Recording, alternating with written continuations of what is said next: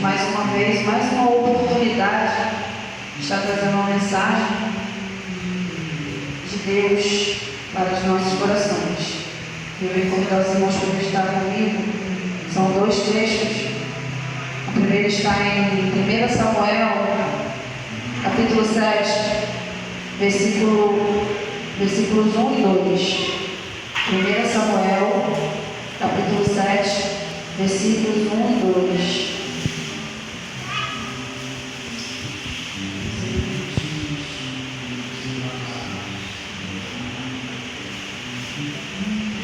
A palavra de Deus diz: Então vieram os homens de Querate-Jearim e levaram a arca do Senhor e a trouxeram à casa de Abinadab, o outreiro, e consagraram a Eleazar, seu filho, para que guardasse a arca do Senhor.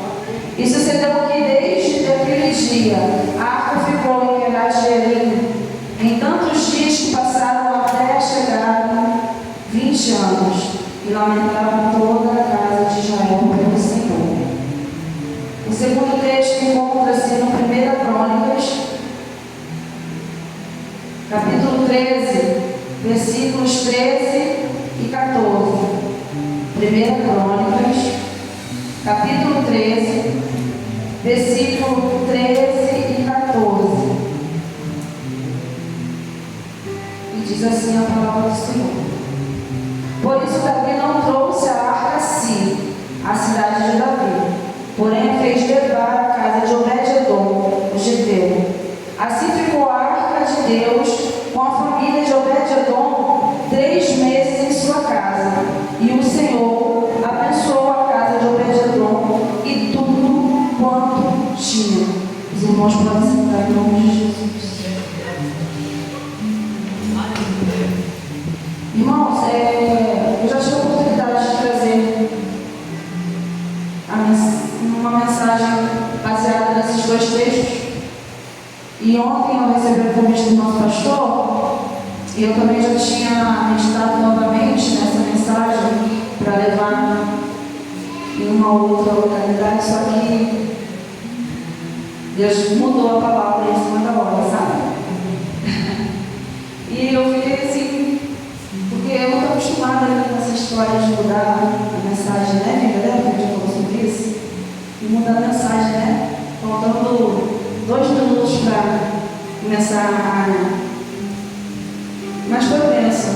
E eu entendo que essa mensagem foi guardada para o dia de hoje no verso dos irmãos. E esses dois textos que acabamos de ler está aqui mencionando 2 momentos em que a arca da aliança ficou em determinadas casas. Aqui está relatando 2 momentos em que a arca ficou guardada em 2 casas diferentes. E é bom a gente ressaltar, meus irmãos, que, como nós sabemos, a arca da aliança, ela representava a presença de Deus. E por esse motivo, eu achei que essa mensagem cabia, né? Para que a gente tivesse estudado e meditado juntamente hoje. Porque a gente está falando do Santo Espírito, né? O Espírito Santo, que é a presença do Senhor. E aí, nesses 2 textos, relatando esse período que a arca da aliança ficou em cada casa. Na Bíblia relata que a arca, ela pertencia, ficava com o povo, né, de Israel. Porém, aconteceu que Deus permitiu que essa arca fosse retirada do povo por más práticas. Foi permitido que tirasse por um tempo. Os filisteus tomaram essa arca em uma batalha e retiraram essa arca e levaram do povo. E aquela arca permaneceu por um tempo com os filisteus, no período de 7 meses. Mas a Bíblia relata que por esse período que a arca permaneceu com os filisteus, eles não tiveram benefício algum. Pelo contrário, eles foram cometidos de várias pragas, de várias doenças. E aí eu fui meditando um pouco mais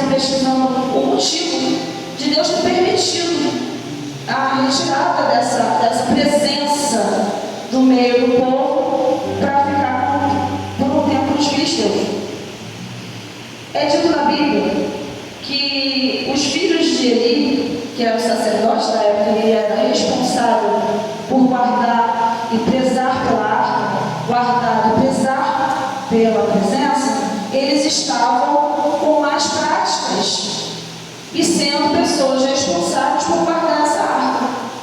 E aí, meditando um pouco, pesquisando um pouco mais também, foi dito que, e aí já é uma conjectura, que eles levavam a arca à frente à batalha e Deus dava vitória. Aquela presença era levada e Deus dava vitória. Só que num determinado tempo, eu venho perceber que aquela arca ela começou a ser usada, pastor Márcio, como um amuleto. Eu entendo que aquele povo deixou de entender o significado real que era aquela arca, que era aquela presença, e começou a usar como amuleto. Eu já venho aprender aqui que a presença do Senhor é algo tão valioso,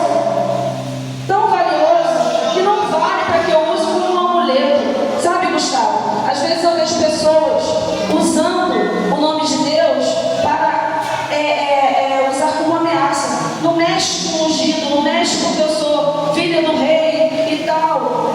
E nós somos mesmo, e não mexe não. Só que ele não é um amuleto que eu vou usar como ameaça para alguém, muito pelo contrário. É algo tão maravilhoso que eu vou usar como exemplo, como testemunho do que é viver nessa presença. Então, é dito que essa presença, essa arca fica naquele povo. Só que eles percebem que aquela arca, aquela presença, não era para estar ali, porque eles não tiveram benefício algum. Aquela arca não garantiu vitória de nenhuma guerra, não garantiu prosperidade, não garantiu nada de benefício para aquele povo, porque aquela presença não era para aquele povo. Então, o que eles fizeram? Devolveram a arca para o povo. Eles devolveram. Colocaram a arca num carro de boi e mandaram a arca de volta. E essa arca ela foi levada para casa aqui, como já foi dito no texto, de Abinadab. E essa casa e essa arca ficou lá por um período de aproximadamente 20 anos. E foi consagrado Eleazar, seu filho, para poder cuidar da arca, ou seja, cuidar da presença do Senhor. Eleazar foi consagrado para cuidar da presença do Senhor. E na Bíblia relata que ficou por ele nessa casa durante 20 anos. Só que chega um dado momento em que Davi, porque isso aconteceu na época de Saul. Essa arca foi direcionada para a casa de Abinadab na época de Saul. E Davi é consagrado a rei e ele deseja retomar a presença para o povo. Ele deseja retomar a presença do Senhor para o povo, porque aquela arca praticamente ficou, vamos dizer assim, esquecida, né, por um tempo naquele lugar.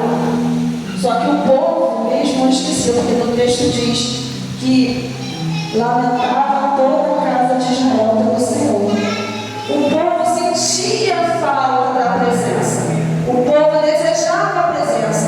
Então Davi, ele desejou ter essa presença novamente e foi fazer esse resgate da arca. Ele foi resgatar. E eis que, na Bíblia relata, que foram fazer o transporte que Davi estava muito feliz.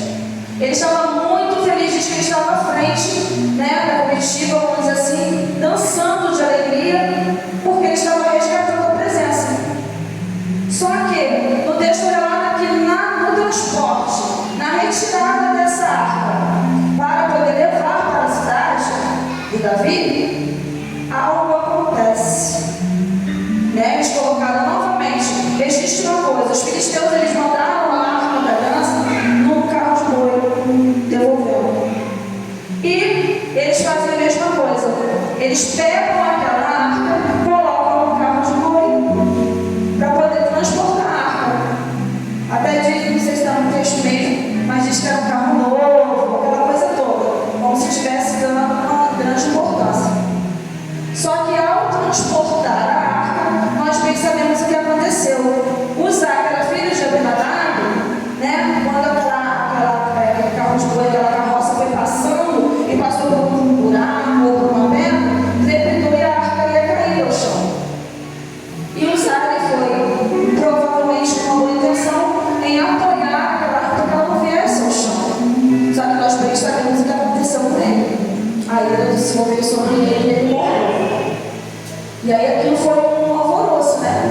Alguém morreu a transportar meus irmãos, que naquela época, a arca para ser transportada existia alguns cuidados.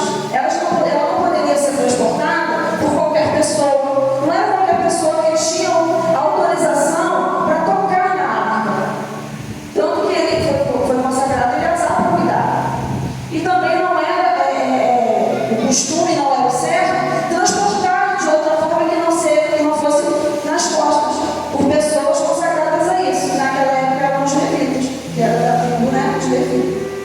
E aí, primeiro erro. Segundo, né, o primeiro foi os filisteus, mas eles não tinham dever nenhum com a presença. Vamos lá. No transporte, veio usar morreu. E aí Davi, conjecturando aqui, temeu. O texto diz que ele temeu. O que ele fez? Ele enviou a arca para a casa de Obed-edom, que é o segundo texto que eu estou relatando aqui para os irmãos, que diz que a casa foi enviada por Davi para a casa de Obed-edom. E na casa de Obed-edom foi diferente. Na casa de Obed-edom, a arca permaneceu por 3 meses. E Obed-edom foi ricamente abençoado. Obed-edom, tudo que tinha na casa de Obed-edom foi abençoado. Aí eu já começo aqui a trazer para os irmãos, novamente, uma reflexão sobre a presença do Senhor. Essa mensagem não está aqui exaltando, nem levando o nome do rei Davi pela alegria, ou pelo cuidado, ou pelo desejo que ele teve de trazer novamente a arca e a presença para o povo. Aqui a gente está exaltando exatamente a presença do Senhor. E a forma que muitas vezes nós podemos tratar equivocadamente a presença, erroneamente a presença. A forma que nós talvez estejamos nos direcionando e tratando a presença. Eu quero aqui imaginar, porque no texto não relata que Abinadab ele foi ricamente abençoado. Também não diz que ele foi castigado. Então eu quero entender que na casa de Abinadab existiam os protocolos que eram respeitados. Na casa de Abinadab tinha algo, não era só um simples desleixo. Tinha, mas eu quero crer que para Abinadab, aquela arca, aquela presença, era algo que você tinha que seguir, coisas que você deveria fazer, pura e simplesmente por costume, pura e simplesmente porque você já está familiarizado com aquela presença, aquela arca. Aquela arca começou, pensamento meu, começou a ser como se fosse um utensílio daquela casa, somente como se fosse, hoje nos nossos dias, como se fosse um sofá, como se fosse uma mesa de centro, como se fosse algo corriqueiro, sabe, Gustavo? Que se talvez até quebrasse, você pode trocar. Aquela arca deixou de ser importante, ou nunca foi importante naquela casa. Quantas vezes, meus irmãos, que a gente fica, quanto tempo, quantas pessoas existem dentro de uma igreja, quantas pessoas vivem tanto tempo dentro de um ambiente e nada acontece. Não existe mudança, meus irmãos, mas acontece que onde a presença do Senhor está, mudança tem que acontecer. Aonde a presença do Senhor está, mudança tem que acontecer na nossa vida. Sabe? Porque senão a gente vai ficar como Abinadab diante da presença do Senhor 10, 20, 30 anos e nada vai mudar. Mas a mudança vai partir de mim e de você, de como a gente está se portando diante da presença do Senhor, de como a gente está tratando essa presença.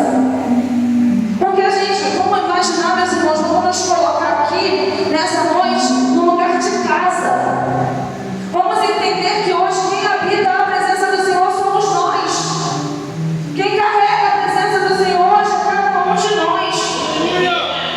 Porque no momento em que nós vemos aqui e confessamos a Jesus como nosso Salvador e viemos aqui a ser servos dele, a gente passa a habitar a presença do Espírito Santo. Então hoje eu e você somos a arca da aliança. Hoje eu e você somos a arca. Hoje eu e você somos a casa que habitamos a presença do Senhor. Então nessa noite, meus irmãos, eu começo a pedir para que os irmãos venham refletir junto comigo. Que casa nós estamos sendo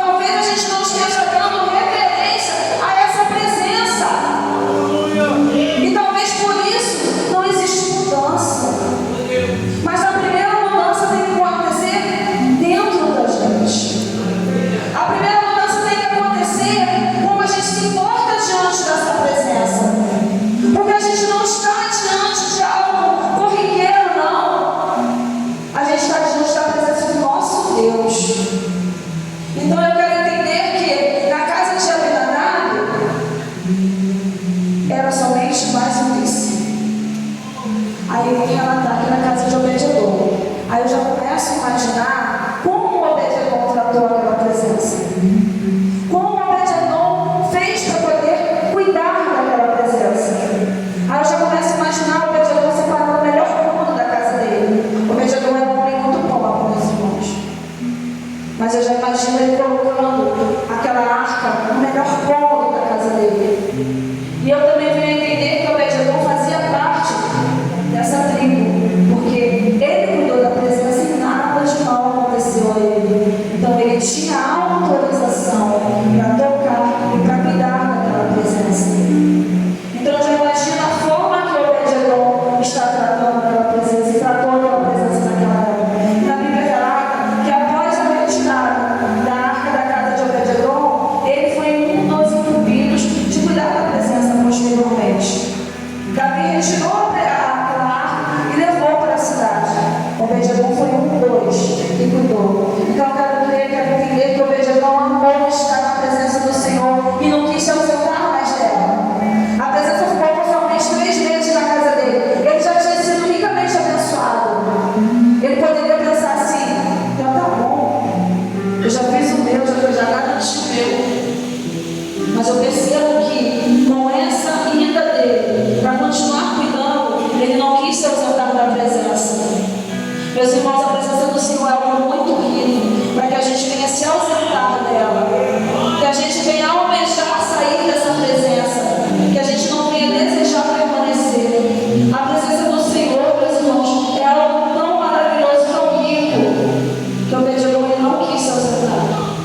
E nessa noite, meus irmãos, eu venho entender e convidar você a colocar-se no lugar de casa e escolher qual casa você quer ser na presença do Senhor.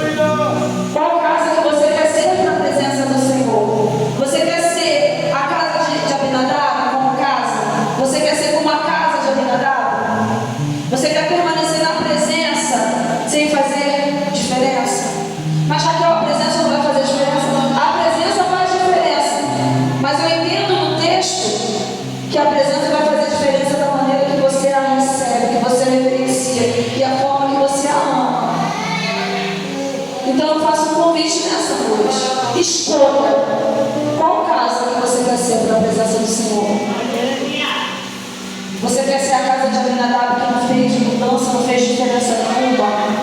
Você quer ser aquela pessoa que somente segue protocolos, que faz aquilo que está escrito como tem que se fazer? Você quer ser aquela pessoa que cumpre ordens vindas de um pastor, mas a ordem que vem do alto você não quer cumprir?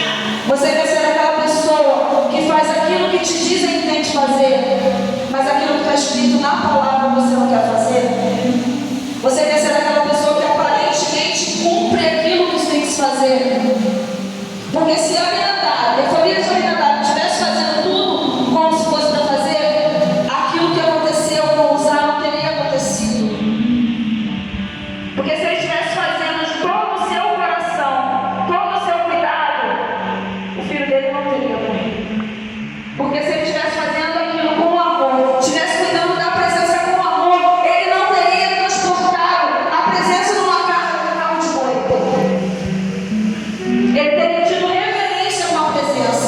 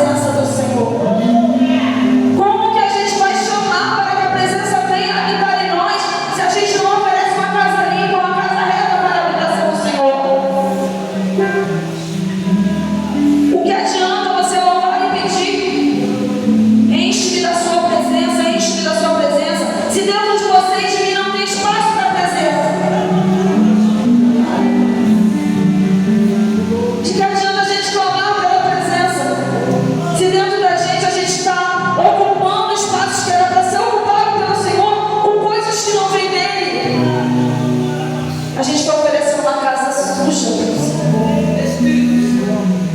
Meus irmãos, eu creio que quando cada um de vocês vai receber uma visita nas suas casas, vocês vão lá, limpam a casa, preparam a casa, troca, põe uma cortina nova, coloca um tapete novo, coloca uma porta da entrada, faz aquela faxina, prepara a melhor comida para aquela visita e para o Senhor. O que nós estamos fazendo? A gente está preparando a casa para a habitação dele. E ele não vai ter só de visita não, meus irmãos, ele vai habitar na casa. Que casa é essa que nós estamos oferecendo para a presença do Senhor? Se a gente continua com as mesmas más práticas, se a gente continua fazendo as mesmas coisas quando a gente estava fora da presença, se nada mudou, que só mudou as nossas vestimentas, mas as nossas atitudes, as nossas palavras continuam as mesmas. E ainda assim a gente quer receber as bênçãos de Obed-Edom. E ainda assim a gente quer ser ricamente abençoado no escalar de Deus. Mas a presença não está fazendo diferença. A mensagem, meus irmãos, que hoje eu trago para os irmãos é uma mensagem de reflexão. É uma mensagem de mudança. Eu costumo dizer que palavra boa que as pessoas trazem para a gente é aquela que causa mudança, nem que seja assim. É aquela palavra que nos faz pensar e refletir o que nós estamos fazendo e vai causar mudança. E através das mudanças que a palavra que trazem para a gente e que a gente também pode meditar no texto, ela precisa causar uma mudança. É uma palavra que ensina. Então nessa noite, meus irmãos, o Espírito Santo veio falar conosco dessa forma, para que a gente venha refletir, que a gente venha se avaliar, para entender que casa que nós estamos sendo para essa presença, que casa que nós estamos oferecendo para a presença do Senhor. Será que a gente está tratando a presença do Senhor como um brinquedo novo? Já viu isso? Já viu uma criança ganhando um brinquedo novo? Ela quer brincar com aquele brinquedo todo o tempo. Toda hora que você olhar para a criança, está com aquele brinquedo. Só que aquele brinquedo vai sendo corriqueiro, vai criando familiaridade. O que aquela criança faz? Deixa de lado. A presença do Senhor não pode ser tratada por nós, meus irmãos, como um brinquedo novo para uma criança. E muitas das vezes não está. A criança não é mais um brinquedo, mas quando vê outra criança brincando, fica com ciúme, né? E às vezes a gente faz isso com a presença do Senhor.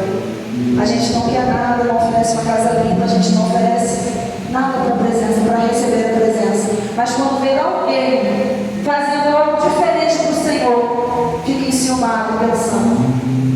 Só que a gente tem que pensar assim, o que ele ou ela está fazendo de diferente? Eu também quero fazer. E oferecer também. Às vezes a gente vê pessoas sendo muito abençoadas, ricamente abençoadas, só que a gente não sabe o que aquela pessoa no secreto oferece para o Senhor. A gente não imagina o que aquela pessoa passa para poder estar suportando a presença do Senhor. Porque, meus irmãos, suportar a presença do Senhor é algo maravilhoso, mas é uma grande responsabilidade também. E essa responsabilidade nos traz peso, sabe? Nos traz. Mas a recompensa é muito maior. Então nessa noite eu quero deixar a mensagem para os meus irmãos. Que a gente não venha tratar a presença do Senhor como um brinquedo novo. Não. Que a gente venha entender que como casa, nós temos que oferecer uma casa limpa e organizada para Ele. E se talvez a gente esteja com dificuldade de oferecer essa casa limpa e organizada, Ele pode nos ajudar a limpar e organizar a casa. Porque através do Espírito Santo de Deus, que nos convence dos nossos erros, é que a gente coloca as coisas no lugar. Então a própria presença nos ensina como tratar a presença. O próprio Espírito Santo nos ensina a habitar, a preparar a casa para Ele